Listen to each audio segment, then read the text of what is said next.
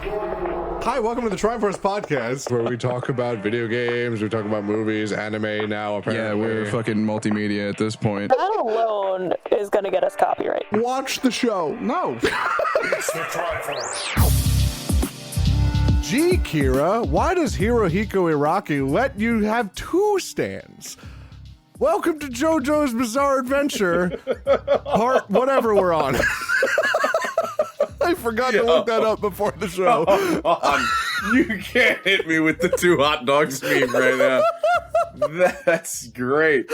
Wow. That exceeds my expectations. Yep.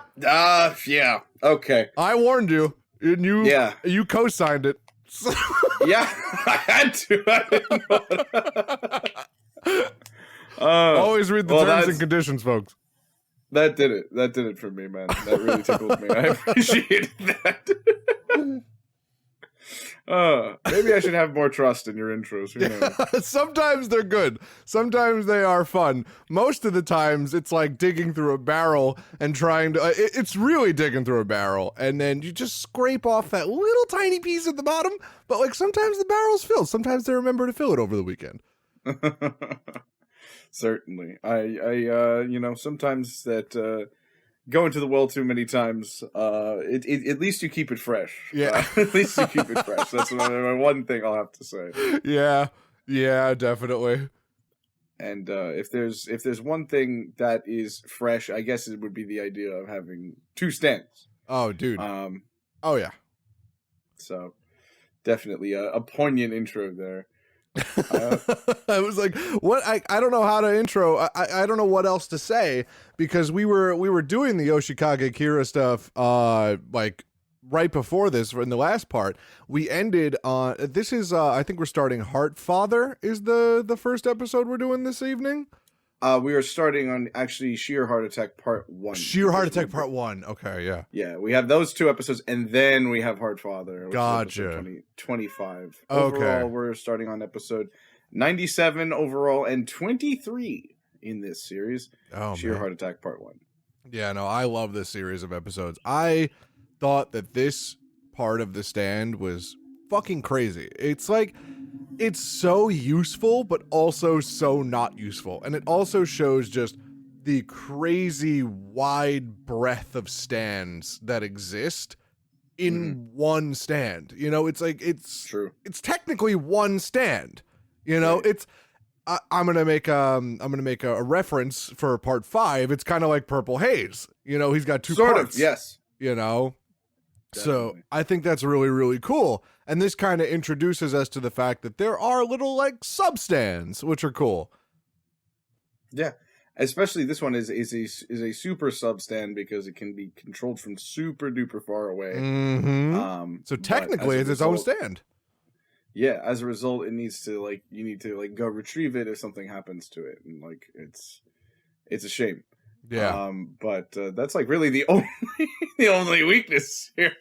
Yeah, it really is the only weakness. And there's something I said it last time about Kira, but it shows his beautiful simplicity, as I'll keep referring to it again. It just does one thing, and that's it. And I think that's so good. It's so powerful. It kind of reminds me of the famous line from Marvel's Wolverine, where he says, "I'm the best in the world at what I do, and what I do isn't pretty." Yeah. It's a very, very powerful technique in how simple it is, because the simpler a stand is, the more powerful it can be. Like Star Platinum is just punch real fast. Yeah. Like that's it. Like that's like it's like probably not even that. I mean, I'm sure it's definitely strong. I'm not trying to say I could take a beating from Star Platinum, but I'm saying that it probably could be not so strong, but just from sheer quantity over quality, like it could. Well, that's the kill thing. People. Star Platinum is extremely strong. No, I know. I'm saying that even if it wasn't, it could probably still be. Yeah. It's probably just based on PPS, punches per second. Like, you know, yeah, like I'd like to see if I can calculate the PPS overall in this series. I'm sure if I got hit with a pool noodle 1,000 times in the same place, I'd probably be dead. You know, like it's just it doesn't have to be that strong if the quantity is there. But it's just, I think Star Platinum was the perfect stand to start with because it is just that. It's just punch real fast, and punch real hard, and yeah, that's it. That's all it is. And then as the stands evolved, you get to see more and more and more of them. And this really Kira really exemplifies pretty much every stand type towards the end of the show. Yeah. Especially the long range stand, which is what we were dealing with in here in Sheer Heart Attack. Part 1, it is a bomb that chases you. Fucking scary. I hate it. It like repeatedly states the phrase "look over here." Yes. Like that's so scary. Oh God. Ugh. And it's so tiny, and it's just you can't hit it, and you can't do anything about it. I hate it. I hate it so much.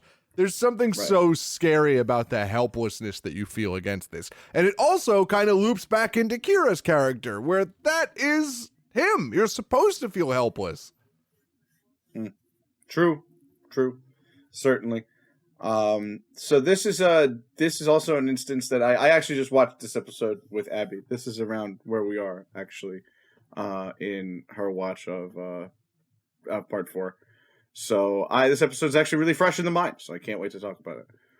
Yeah, let's do it. We're starting off with Sheer Heart Attack Part 1, or in the English dub, just Heart Attack Part 1. Advising against Koichi's recklessly chasing after the culprit, Jotaro goes up against Sheer Heart Attack, which proves to be resilient to Star Platinum's attacks. So Koichi, being a young man, you kind of have save the world syndrome. He wants to let's go, let's pursue the murderer. And he's like, maybe we don't do that. We know a little bit about him now. We know that he's probably a dude. We know that he's probably this tall based on his jacket. We know he's probably not married because he's wearing a fucking lavender suit in the middle of the day. The way they described it was very it could have been better. It was why would he take it to a tailor instead of taking it to his wife? Ridiculous. I'm like, Jotaro, please. I mean, it was the 80s. It was the 80s, but Jotaro, please, my boy. I know. But it's meant to kind of give you okay, fair, whatever, fine. If it's more information and helping you find a murderer, yeah, I guess. Okay.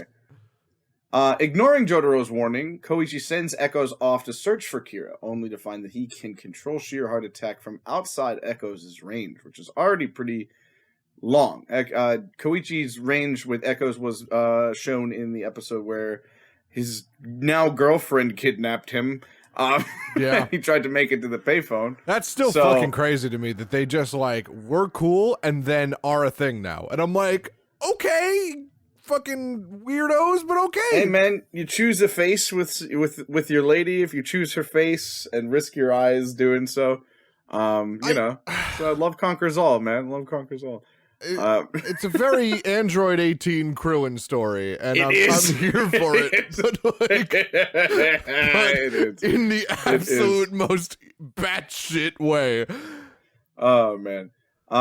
So he figures out that he can attack from outside of Echoes' range, which leads him open to an attack from Sheer Heart Attack, because he now doesn't have Echoes close by to defend himself. Deducing that Sheer Heart Attack uses body temperature to determine its primary target. That's what Jotaro is doing, and he goes through it by saying that the shopkeeper had a hot coffee when he got attacked. Koichi just got attacked because he was all freaked out and his body temperature was higher. So Star Platinum stops time, breaks some of the floorboards, and just rubs them together to create a fire.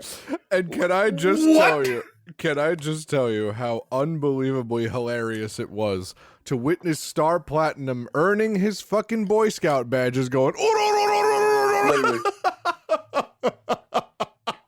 stupid. Oh, so God. stupid. It is also worth noting that Star Platinum laid the fucking smackdown on sheer heart attacks so many times, and it is barely phased at all.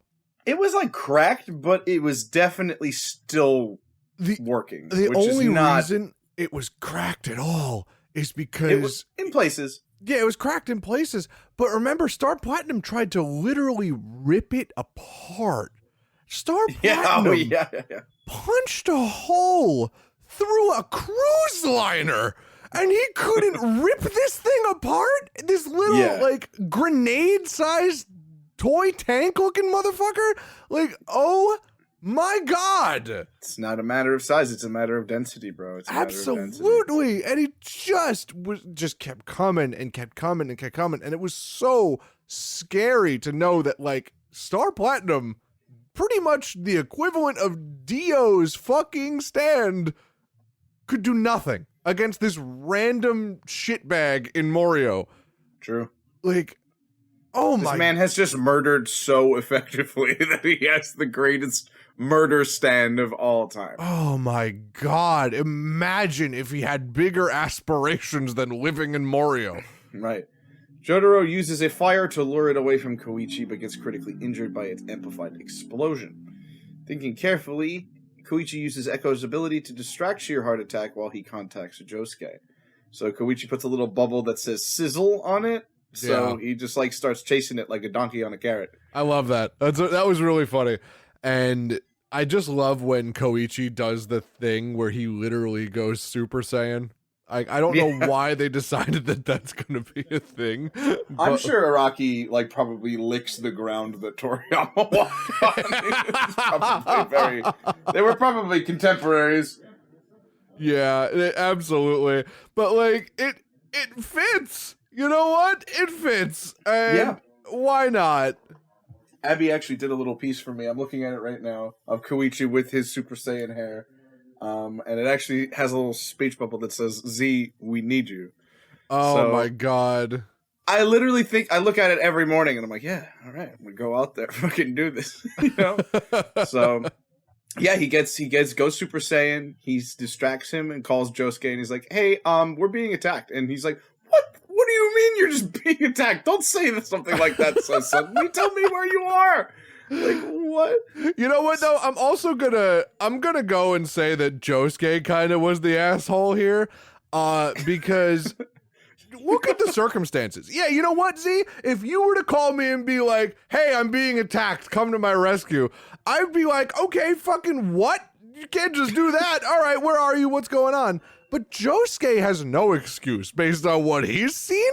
Literally, sky's the fucking limit. Sure. But I think this is something where Koichi has kind of needs to figure out for himself. Like, this is a situation where he's on his own. And he tried to turn on the electric stove that was in the place that he was in. And it wouldn't heat up fast enough, so it wouldn't distract him. But, like, he accidentally leaves it on, and now it's hot as hell.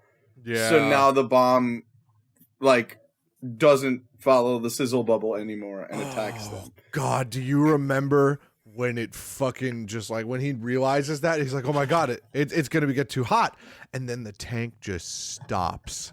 Look over here. It slowly turns. I'm like, oh no. I wish I knew the Japanese for it because it's so threatening the way he says it every time. Let me see if I can find it. I've listened to it like 65 times today. You'd think I don't know what it is, but it sounds so cool every time. Oh God, and he just gets more and more intense with it as it gets closer. Oh yeah, God.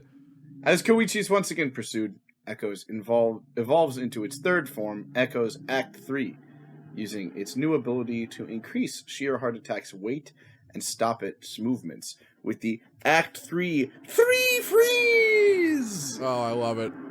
The 3 Freeze, an excellent film. An excellent fucking move, man. Love that. It's so useful in pretty much every situation, but I love that, like, Echoes Act 3 can talk independently of Koichi, which I think is cool, but is a dickhead. Yeah, he is pretty awful, and is responsible for some of the greatest like you know, not many stands be talking. I think Spice Girl talks in part 5. Yeah, she does. But that's about it. Like, it's just so ridiculous. He's like, give me orders. Koichi's like, I don't know what you can do. And he doesn't tell him. I'm like, what do you mean? Why wouldn't you tell him? Oh my God. Why would you tell him? Why would you not? Why would you not tell him? Like, it's just, especially knowing that is not the first time that this has happened, where Koichi had Echoes Act 1 and then Echoes Act 2. He had to adjust to a totally new fucking stand first time. Yeah, every time. You know, and now Echoes Act 3 with the ability to communicate doesn't tell him. Fuck you. And even with his shorts that are also his skin, Echoes Act 3 has the ability to kind of just like force a whole bunch of gravity on an object. So it got forced with so much gravity that it started moving super slowly. Also, Kira, you know, it's the bum on Killer Queen's left hand. So he's at the cafe and his hand starts to get heavy as hell. Like, it breaks a thing, it breaks the table, it like tears somebody's like apron off, and there's just a bunch of embarrassing shit that happens to Kira. And he obviously hates having attention on himself, being, you know, a serial murderer. Of course. As one does. He's just like, all right, I'm going to go off and get it. I have to go get it now because it's a long range stance. So he has to go back and like actually interact with it if it's not going to come back. It's so crazy to think about that. Like, just from a logistical standpoint, imagine being so psychotic that you just like a normal thought to yourself is, gotta go get my remote bomb stand. Gotta go get my punch ghost bomb. Oh my God. Yeah, dude. Yeah, man. So that is Sheer Heart Attack Part 1. We're rolling right into Part 2. Sheer Heart Attack Part 2. Or Heart Attack Part 2. While Josuke and Okuyasu make their way to the scene, Kira appears before Koichi, knocking him out of Act 3's range and undoing the gravity on Sheer Heart Attack. Taking advantage of Act 3's limitations, Kira brutally beats Koichi, who uses the opportunity to learn Kira's real name. Bro, can I talk about this for a sec? I would have punched Act 3 in the face if that were my stand. Why would you say your range out loud in front of your enemy? Well, you know, this is the problem with stands talking. Star Platinum says one word, very effective. Yeah. Okay? He says one word, and one word only. I don't even think it's a word. I think it is an expression. It's an onomatopoeia, if anything. Yeah, I guess that's true. I mean, Magician's Red. It had one word, squaw. And then it was just, you know, that was it. You're not wrong, but I just very love effective. I just love the idea of it walking up and going, squaw. Squaw. Oh man, that's good. You don't think Avdol just like had like Polnareff in the bathroom and then just someone just stand right behind him as he pissed? It's just a squaw. He urinates on the toilet. It's like sacre bleu. Oh, Yeah. he probably did that like 7 times at the very least. every time. Every single time. Polnareff and bathrooms do not mix. They're like, yo, try it on Jotaro. I was like, no, man, chill, relax. I think Polnareff has exclusively gotten into the habit of shitting in the woods because of this. That's all there is. That's all there is for him. Oh, goodness. So, just as Kira prepares to finish off Koichi using Killer Queen, Jotaro stops Kira and punishes him with Star Platinum. As Josuke arrives with Okuyasu to heal Jotaro and Koichi, Kira, having failed to pass himself off as an innocent bystander, one of the most hilarious scenes in JoJo, by the way. Very good. Very, very good. Oh, no, the murderer. Like, it's so good. It's so good. I think they wrote Kira so well because he's such a perfect serial killer. Like, you know, he's this I don't want to be seen, I don't want to have attention drawn to myself, but fucking hell will rain on you if you get in the way of that. And you can see that in Koichi. He is so unnecessarily brutal and taunting with Koichi. And he's just, even Koichi just knows what pisses him off. And that makes me so happy when you see his ID and he just says Yoshikage Kira, like through all the blood, and he's like, what? Like, it's Yeah, dude. so good. It's so good. And he's like, how does it feel knowing that something that you tried to protect your identity, that is the one thing that you couldn't protect from a little shitty brat like me. And I'm like, dude. Oh my God, get fucked. It was so Because that's good. what Kira had been calling him this whole time, was he was beating him up. And Yeah. he's like, well, now I know who you are. Yeah. The thing you hate most. He's like, even if I die, you failed. Oh my God, a king. Oh king. my God. A king. Koichi is amazing, bro. A great so character. good. And my favorite Anyone who part- hates Koichi had the TV on mute or doesn't know how to read. I Anyone don't who know hates what to do. Koichi and likes Krillin needs to look at the two characters. Like, that's, you know what I mean? They're the same character. Corporate wants you to differentiate between these two pictures. They're the same thing. They're Oh the same picture. my God. Oh no! So I'm making that fucking meme tonight. Tonight. Oh no, Oh. that's so good. Oh, baby, it is so Oh. nice. And then I love how Kira fails. I love how he fails to pass himself off because he's just like, Josuke and Okuyasu are like, oh my God, are you okay? And he's like, yeah, no, I think my ribs are broken. Oh, it hurts so bad. And he's actually doing a pretty good job for a little bit. Yeah, And for then, a little bit. Yeah, for a little bit. And then he goes, please, I need you to heal me. I need you to hurry up and heal me. And He's like, how the fuck do you know I can heal you? yeah, Josuke's like, do I look like a doctor to you? And he's like, what do you, he's like, you just saw my stand. Which means you know what I can do. Which means you're the enemy. And I'm like, let's go, Josuke. Josuke is whip smart, man. That is a I love that smart boy. Oh my goodness. Okuyasu is his perfect counterpart. Absolutely perfect. As Josuke arrives with Okuyasu to heal Jotaro and Koichi, Kira, having failed to pass himself off as an innocent bystander, chops off his own hand to set Sheer Heart Attack loose and escape. That I don't understand at all. I don't know what he was thinking when he knows that Josuke can heal everything. I don't think he knows that he's gonna like it's. I don't think that Kira knows. I think he knows he can heal, but I don't think he knows that his hand's gonna follow back to his wrist like it's cousin It. Like I don't think that's no. What is it? Fester? No. Yeah, fuck. I think it's Fester. I think so. No, wait, that's the uncle, right? Uncle Fest. What's the fucking hand? Hand Adams Family. It's an Adams Family reference, guys. Sorry, hold on. Thing. Okay. Oh Anyway, man, Like Did his you- fucking thing from the Adams Family. Did No, the it's- I don't think he knows 155-year-old listening to this enjoy that reference? that. Yes. And mom, if you're listening to this anime podcast, All the remember when we boomers watched are, that movie. the boomers are like, finally a podcast for me. Do love an Adams Family reference in my JoJo. Using Crazy Diamond's ability to have Sheer Heart Attack reunite with Kira's hand and rejoin his body, Josuke and the others follow it to Salon Cinderella. Oh, This sucks a yeah. lot, and I hate it, and I wish it didn't happen, but it happened, and I'm mad about it forever. Yeah.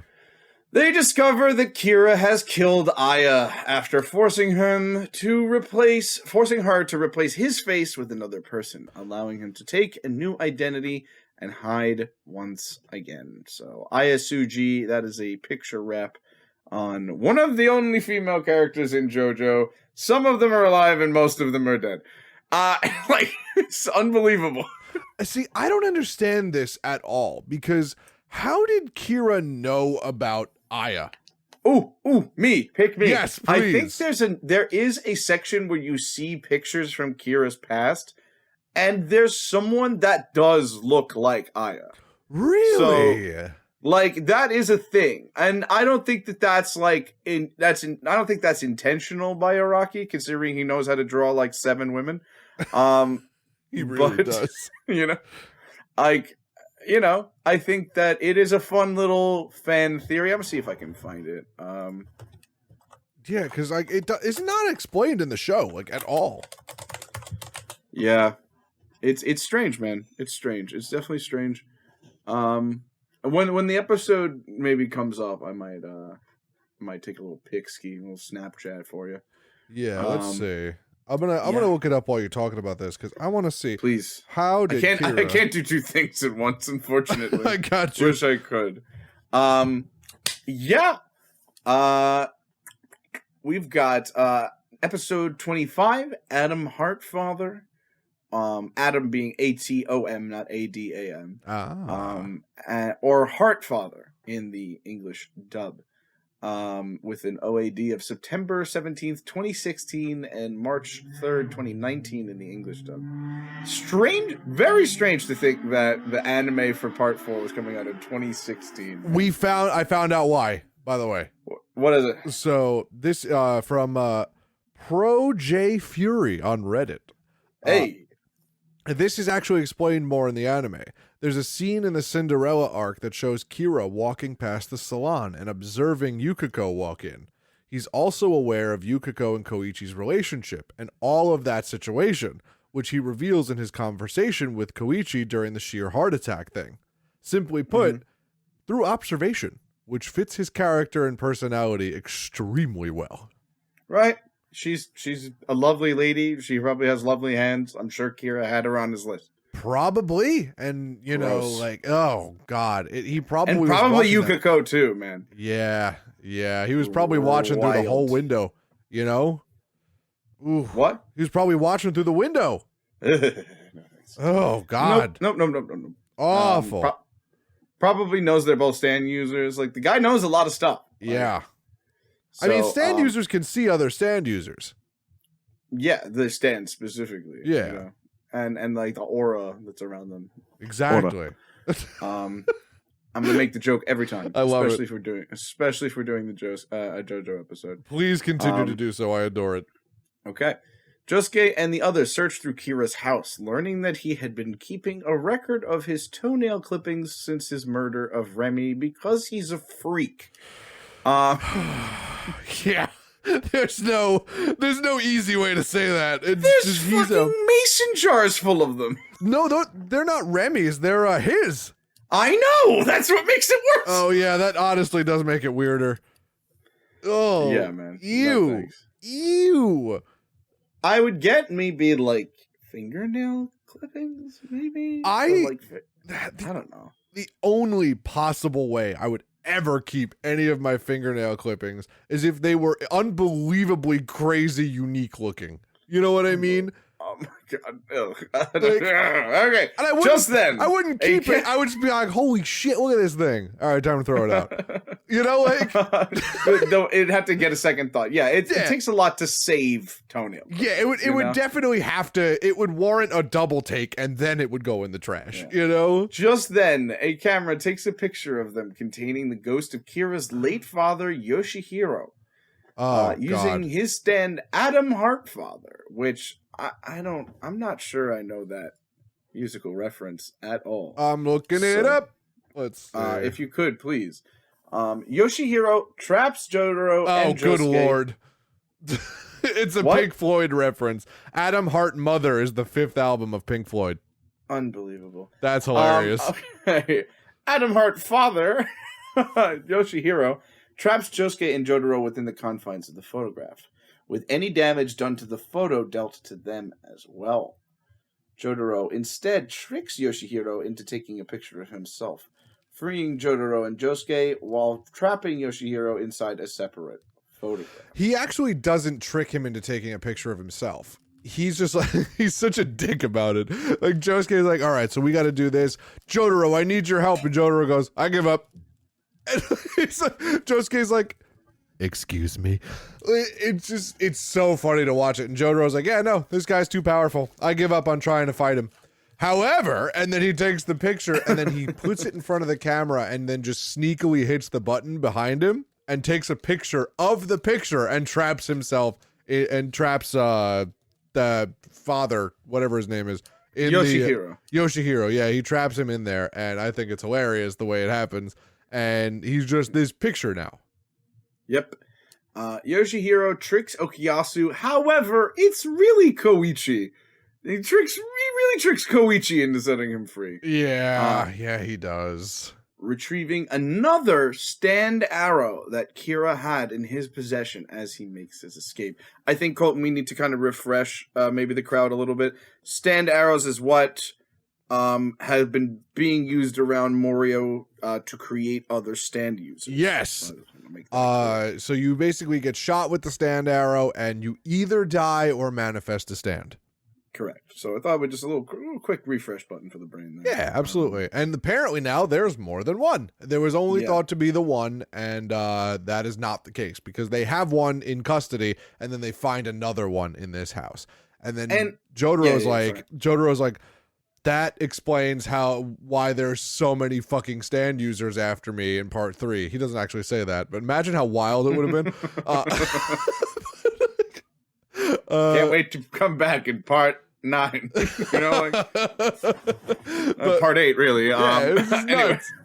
Oh my god, I love that. But yeah, no, that's what happened with that. I think that's crazy. You know, that explains a lot. So I think it's really cool. I hate the scene of Yoshihiro tricking Koichi into setting him free, because every time if Koichi was my friend, I would literally have just duffed him. I would have just hit him in the face and be like, what is wrong with you? Anyway, I think it's really cool how Yoshihiro makes his escape. He grabs the arrow and he's kind of in the picture frame. Like, he's always in this picture frame forever now. That's like his thing. But the arrow is attracted to other stand users. It seeks them out, potential stand users. So he's just riding it like a witch's broom through the skies of Mario as a Polaroid picture. Man, I love this show. I love JoJo's Bizarre Adventure. It's so, I don't want to go for the obvious joke that it's bizarre, but man, is it fucking bizarre. I don't even think he means to be this weird. I think he just is this weird, because it doesn't feel like a weird that is trying, you know? Yeah. I don't know. I know what you mean. It feels like the natural progression of things in JoJo. And that's what's so crazy about it. Because if you take literally anything from JoJo out of context, it's the weirdest shit in the world. But you put it in context of the show and it feels completely normal. Mm-hmm. Certainly. Excuse me. It does. It's like, okay, there's a man in a Polaroid flitting about somewhere. That's just gonna fucking happen now. Also, I love Okuyasu. What a dickhead. He's just like, you want more holes in the tape? Sure. Literally a border of pins. It's like, what a dickhead. I love him so much. A great character. An amazing character. So good. How was he not outsmarted? But Koichi was. Literally. That's why I said in the wiki, it says Yoshihiro tricks Okuyasu into setting him free. As far as I remember the scene, it's really Koichi's fault. No, it was definitely Koichi. No, wait, hold on. I think it might have been Okuyasu. If we're going into the who opened it thing, but Koichi was like, no, he can't breathe, open it up. And I'm like, dude, Koichi, please. No, what happened was he's like, now that you've given me now that the pins are here, I have a way I can escape. And he made a really loud sound and then didn't answer them at all when they were talking. And then Okuyasu's like, oh shit, maybe he actually escaped. And Koichi went over to Jotaro, he's like, oh shit, he escaped. And then Koichi was freaking the fuck out, which made Okuyasu freak out, and I think that's what made him take the thing off and unwrap it. Either way, Koichi was being a little bitch. Yeah, correct. All right. Elsewhere, Kira begins living under the new identity of the man whose face he stole, Kosaku Kawajiri, moving into his house with his wife Shinobu and their son Hayato. Listen, I know I said that Tamako could get it any day of the week. Shinobu could Get it. Shinobu would be first in line. She do be cute. She do be cute though. Absolutely. This is true. Absolutely.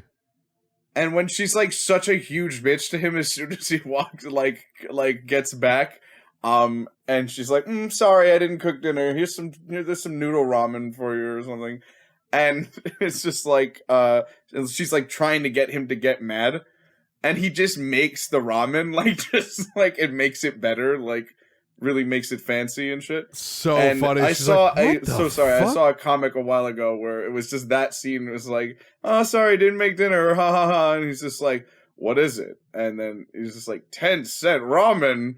And then she goes, "Come on, get mad for once." And then it cuts to Kira with just like a super big grin. It's like, "Oh hell yeah." It kills me to this day. Oh, yeah. I hear it in my brain every time. I love that. Mm-hmm. Oh my god, that's so funny. That would definitely be me coming home too, because I fucking love top ramen. Like if Nicole made me top ramen, she's like, "Sorry, I couldn't make dinner," I'd be like, "Oh fuck yes." I'd be like, "Let's get that shit in my face." Ramen, let's go. Oh man. So I think this is very strange to know, but this episode is the 100th episode of JoJo. Crazy sauce, The 100th man. episode of the anime. Oh god, and I love it is maybe the weirdest one Yeah. of the part. Is it the Jonkin kid? It is Jonkin Boy. Absolutely. So weird. Why is he dressed like Polnareff? Episode 26, Jonkin Boy is coming. Oh my god. It's unavoidable. He's coming. He'll be here soon. Oh yeah. Absolutely. Oh, yeah. man. I gotta look at this fucking nerd one second. Oh, Is he really my dressed God. like Bonero? He's dressed like Oh my Polnareff. god. He really kind of is. Wow. Yeah. Wild. He's got the same color hair too. Yoshihiro uses the arrow to make more stand-wielding allies, first using it on a boy named Ken Oyanagi. Ken then pesters Rohan, Kishibe Rohan, our good friend, the manga artist, with the Heaven's Door stand. I was listening to what I think the first episode where you were there for Rohan's introduction. And Yes. I was listening to the first episode we did about him, and I'm just like thinking of what I said. He's a fucking freak. He's a freak. He's a freak. He's a freak. He's certainly a freak. That's undeniable. And he's just a homie now. It's so weird. Yep. He's doing it. He's doing the enemy punch friend, man. Oh god, that spider eating bastard. Dude, he's a fucking deuteragonist at this point. He's got solo episodes. I can't believe it. I literally cannot believe that he is the Vegeta of this fucking show. I can't. Yeah, man. I can't Dead do it. ass. It's true. Okuyasu just has giant, like, I think if you're taking it in the context of each hero as, like, the main character, like, Okuyasu was, like, the TN of this series. So, like, I don't know. No, I'd say he's like the Dragon Ball Yamcha. Yeah. Dragon Ball Yamcha. 'Cause when he was doing stuff. Yeah, because he's a dumbass, but man, does he actually fit in the show. If we're doing that, Josuke is obviously... He's not Goku. He's not Goku. He's not. He's not Goku. If anything, Jotaro is Goku. Right. Let's see. He's Gohan. He's adult Gohan. Maybe. Yeah. Absolutely adult Gohan. So Ken then pesters Rohan to play... Not Rohan, not Gohan. And this is Ken Goldo. Kishibe Gohan. Ken then pesters Rohan to play rock, paper, scissors, or, as it's known in Japan, Jonkin. That's why it's called the Jonkin Boy. If anybody's familiar with the Hunter x Hunter series, you'll understand that Jonkin and the series and the game of rock, paper, scissors comes in for Gon, the main character, who has different, moves based on rock, paper, and scissors. So Really? yeah, he actually screams, "John, Ken, call!" It's so cool. It's That's very pretty cool. losing his first match against Rohan as he used Heaven's Door to figure out his moves. I love that Rohan, when confronted with a game of rock, paper, scissors by a literal child, it's just like, I refuse to lose this. Rohan is the pettiest motherfucker on the entire planet. And it's just, there's no competition. Could you imagine being able to read minds and using that power to win a game of rock, paper, scissors against a child? Unbelievable. Unreal, man. The energy is palpable. It's suffocating, the energy that Kashibe Rohan gets off. Ken continues to force Rohan to play rock, paper, scissors, or Junkin with him, and wins his third match against Rohan. His stand, Boy to Man, which is definitely a reference to Boys to Men. Of course. But as it's known in the English dub, oh, please no. Boys Man. I want to know who co-signed that. Who was the one? Man. Who's the one? Oh my god. Boys Man, dude. Oh my god. Unfucking believable. And it's like, it's not even like it's the worst one. You know? No. I can't wait for Dirty Deeds Done Dirt Cheap. I can't wait. Yeah. Yeah, when Steel Ball Run gets an anime in like 10 years. Fucking unbelievable, man. I'm trying to see that I have the right stand in mind. Yes, I do. Okay. For the next episode. Okay. So his stand, Boy to Man, appears and tries to suck in Heaven's Door. Rohan soon learns that Ken's stand allows him to steal energy from others and keep it if he wins 3 times out of 5. Discovering that he has already gained a third of Heaven's Door's ability as a result of their games. So, man, Boys to Man, what a fucking high C tier stand. Yeah. That's cool, man. I I'm mean, not gonna lie. I would say, yeah, you know what? Definitely high C tier, because on an unsuspecting opponent, it literally just becomes the stand that it absorbs, and it could just take all the powers. So let's say he did get all of Heaven's Door, because you saw when he tried to do the thing where he's like, you cannot attack Kashibe Rohan, he changed it. Like, Boys to Men changed it. Yeah, correct. And that was the craziest part. So essentially, he's got the power of Heaven's Door. I mean, 1/3 of that power anyway, which is, you know, not saying enough, but like it speaks to like how complex Araki's getting. Yeah. Like, can you imagine in part 3 somebody saying, "I have to win exactly 5 times at rock paper scissors to beat you"? Like, did you see the memes that were going around for a long time? It's just like JoJo characters when they drink 5 bottles of Coke on a Tuesday, but only when the cap is on the left side of them. Like, literally, it's like that. It gets to be like that. It's like so fucking funny. I love those memes so much. But like, right. I think that this stand could have been such more of a menace if it was given to like a Yoshikage Kira, because it's absorb stands and then you take their powers. So, and that's not, it's literally Millennium Eyes restrict for stands. Correct. Correct. How crazy is that shit? And with training and with manifesting more ways to use the stand, you could probably even negate the Junkin rule. You know what I mean? Like, right. If you like maybe develop the stand a little bit. You like, develop the stand more. Win, like once or like maybe just the 3 times, because he Not has even to win like 3 out of 5 to keep the energy. But yeah. as you can see, this is going to keep going. And it's also brought up during that episode where it's not just, it doesn't like specifically list Junkin. It specifically lists a mental battle, which is totally different, because if that stand was left to develop, if you lost an argument with this guy, he could take your stand. Yeah. Maybe. How fucking insane would that be? Dude, nuts. Oh. If we disagree about 80s pop music, it's over. It's unbelievable. He'd be a Twitter monster. Ken then wins the fourth match, gaining even more of Heaven's Door's ability and evening the score between them, making this a tiebreaker. John Ken. Wild. That it's so intense for no fucking reason. And Yeah. it really is just so crazy. He's just like, oh, he changed his stance. I'm Literally. like, bro, it's rock, paper, scissors. All right, like, But only a Rocky could make rock, paper, scissors this intense. yeah, that's Like, true.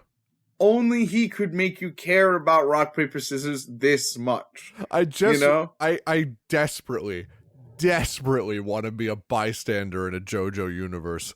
You know what I mean? Totally. I don't even want to be Totally. a main character. I don't want to stand.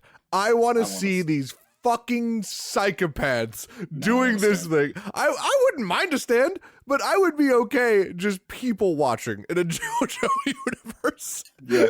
Sure. Imagine seeing it from the outside must be insane. It would be the most entertaining thing on the planet.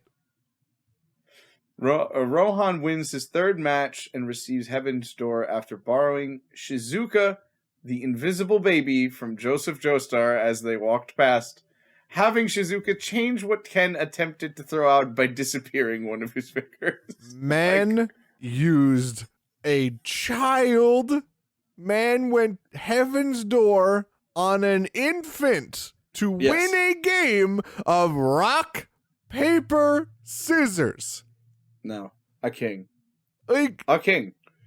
unbelievable. Kashime Rohan, I'm going to rehash it, is a fucking freak. There's a reason that Rohan got his own OVA. That is true. That's an absolute nightmare of a character. There's a reason Rohan got his own OVA, dude. Oh, God. Awesome. Such a perfect character for a hero. Oh my God, Hirohiko Iraki self-insert. Yeah. A little bit weird here. Ken, again, probably like 13 max. He's 11. He's 11. Yeah. Ken, an 11-year-old child, attempts to kill himself by Yes, he jumping in front of a truck. Yes, he fucking does, man. Yeah, he does. And what does Kashime Rohan say? No, don't do that. Not, oh my God, I have to save him. I like you, kid. Bro. Yep, that's right. Rohan saves him using Heaven's Door to stop Ken and stop him from using his stand for evil. That is not true. I don't know why they wrote that. That is not what happened. I'll tell you exactly what happened. By dumb chance, Rohan went in front of the truck, and that stand that our good old Polaroid witch fucking flew into the face of the driver, and he swerved out of the way. Heaven's Door did nothing. Nothing in that scene. I'm gonna edit this Wikipedia article. Yeah, absolutely. And then afterward, he's like, I'm not going to knock you out, and I'm not going to use Heaven's Door on you to wipe away your stand. Just don't use it for evil anymore. Yeah, but he's convinced. Yeah. He's convinced. He's convinced through sheer force of fucking will. And then they have to go look for the baby, and Rohan's like, oh, fuck, this is my fault. I'll just pretend I didn't know what happened and look with them. Like, what? He's a lovable bastard. I think he's a lovable bastard. A like, bastard is a perfect word for it, man. He is. He's just a bastard. He's just completely. He doesn't give a fuck about anything that doesn't directly concern him. Like, Just a clinical dickhead. You know what I mean? got a terminal case of being a bitch, dude. Oh God, Kashime 100 Rohan, episodes. 100 episodes it took him, and he finally made a game of rock paper scissors a main structure of an episode. dude. Yeah, it is unfucking believable, man. I can't. Like, the first time this episode popped up, I'm like, this can't be the episode. Please don't say it ain't so. I literally was like, say it ain't so, man. Please don't do this. I also don't know why they did this, but I'm really glad they did, because definitely one of my favorite overall characters of part 4 coming up. I love his look. I love the stand. I love him. It's the best part of part 4. Episode.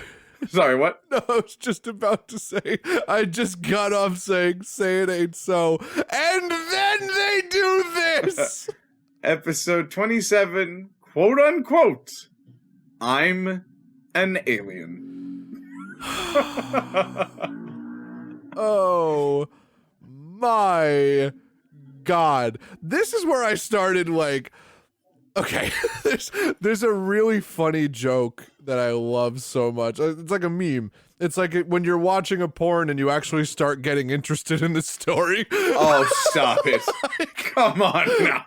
Come on. This was that moment for me. God damn it, bro. This was my leans in closer to screen and go on. Explain your way out of this shit. Go on. JoJo's Bizarre Adventure is the seriously right in front of my salad of anime plots. Like, yeah, pretty much. Anyway, Josuke and Okuyasu come across a peculiar person named Mikitaka Hazakura, who claims to be an alien named, I'm gonna try my best, Nu Mikikatsu Nishi. I'll give it to you. Mikita Takazo Nishi, NSHI. I'll give that a B, and I'm not going to attempt it. Yeah. Believing his claims to be a joke, Josuke initially suspects Mikitaka of being a stand user when he exhibits some strange abilities. However, being distressed by the sound of nearby sirens, Mikitaka suddenly transforms his body into a pair of sneakers and flees with Josuke. Unreal. Who suspects Mikitaka might not be a stand user as he cannot see Josuke's crazy diamond. Yeah, that's so crazy that we finally the motherfucker can turn into a pair of Air Force Ones if he wants to. Oh, dude, what a useful friend that is. Like, yo, man, I need some really nice shoes for tonight. You want to just like, you're good with like just like chilling for a second. Oh hell yeah, dude! If one of us like if I could turn into anything, like anything, if I could just fucking Wonder Twins myself, like, you know what I mean? Unbelievable, dude. You know, like I have a feeling that you would take me everywhere. Yeah. Just be at my tie at formal events, like talk shit, and I just like have to like slap you, like shut up. Like I just walk past someone, you hear get fucked. I'm sorry, what was that? No. I said good luck. Right. Nah, looking to take advantage of Mikitaka's shape-shifting ability, Josuke has him transform into some dice and challenges Rohan to a game of CeeLo in hopes of winning some money. Yeah, it would be good to have some money because after this game, his girl is going to be riding around town. Oh yeah. He's an Xbox. He's an Xbox, and he's more Atari, bro. Oh Jesus fucking Christ! Little CeeLo Green reference. Oh, there. Good Lord! Oh, and his hair's green too. Yep. In America, it is also called CeeLo, as in quote SeeLLow, which is funny. Yeah, a gambling game played with 3 6-sided dice. Not one standard rules. However, there are some constants that hold true to all sets of rules. So Josuke's trying to scam money out of fucking out of Rohan. You know what, man? I respect it. For all the shit that Rohan's put him through, Rohan's got like a bill. You know what I mean? He's got some Steely Dan type bill to pay. Oh, hell yeah. As the match begins, Josuke grows worried when Mikitaka, not seeming to understand, continues to roll him suspiciously ideal rolls. Oh my god. I love it. Like, only Rohan would be suspicious of this. You know, like, it's so funny. Yep. Mm-hmm. It's crazy, man. It's crazy town. And that is the end of the episode, but like this bleeds over into the next episode as well. because it's a 2-part episode, but like I guess they like pull like a Darby the Gambler here, where they just sort of bleed into the next one. Yeah, I think we should start. The video game Darby, not the poker Darby. Oh yeah, true. I forgot there was 2 of them. Yeah. I think we should start that next time. I think because we should talk a lot about these next 2 episodes because they are a lot, and we are coming to the end of our time here. But good Lord, man, this season really took off. Like I said it last time, I didn't really like part 4 at first. At first I wasn't really a huge fan, and then shit like this started happening, and I was like, oh my god, like the Kira arc, once we start the Kira arc, it just gets so intense immediately right off the bat, and it is so good. And then they just throw us back into this shit, you know what I mean? Yeah. And I want to make it clear, because it isn't mentioned in the episode yet. It will get mentioned later on when we do some more stuff with Mikitaka. Mikitaka is one of my favorite characters, and he has one of my favorite stand names as well. His stand is called Earth, Wind, and Fire, which I think is really cool for an alien character, because, yeah, I don't know. Something about it really tickles me, and like, maybe that's, being from a extraterrestrial place and coming to a terrestrial land where you have to be exposed to the elements. For an alien, if just getting really freaked out by police sirens is the worst thing that'll happen to you. Well, that's the thing. It's like it wasn't that he was getting freaked out by police sirens. It's that they physically hurt him. Like they really, really hurt him. He's like extremely ear sensitive. Yeah, it seems that way. At least. And like, I don't know if you guys have heard on podcasts, but like the police sirens go past my apartment all the time. I hate it, and I'm not an alien. Yeah. I don't know. That remains to be seen. Some of the shit that you've said to me. Let us end this podcast like humans would. Let's do I am Z. You can find me on the internet at the following places. At Instagram.com at ZFormArts. You can find me on Twitter at uneasy, UNEASZEE. You can find me on what's that one? Twitch. Yep, that's the Twitch. At not the same spelling, unfortunately, but definitely around the same me. And what about you? You can also find me on Twitch at twitch.tv/CEasySpecial. You can also find me at the same handle on pretty much everything. Just search it on your favorite social media app, and you should find something of me there. Great. Yeah, and I'm going to be making a TikTok for my streams and stuff soon, which I think is going to be a lot of fun. I have a lot of stuff I want to post, so I'm excited. Keep an eye out for that. I will put it in the description when that is made. So yeah, come through for streams. It's a lot of fun. Hell yeah. All right, man. I think it's time that we bring the events of Mario Town to a rest for right now, but we will be back. Oh yeah, absolutely. We're not tourists. We live there, bro. Yeah, unfortunately, until the end of the series, obviously. But I can't wait to get back to this.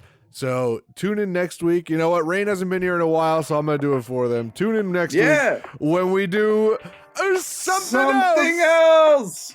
Goodbye. Bye. Breakdown. Breakdown.